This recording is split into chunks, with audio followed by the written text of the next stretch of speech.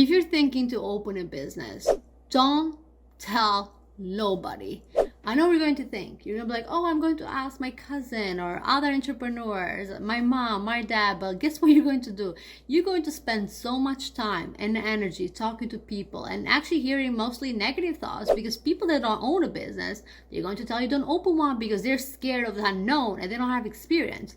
People that have a business, they're going to motivate you, but most of the time they're going to close the door on you because they know everybody loves to support.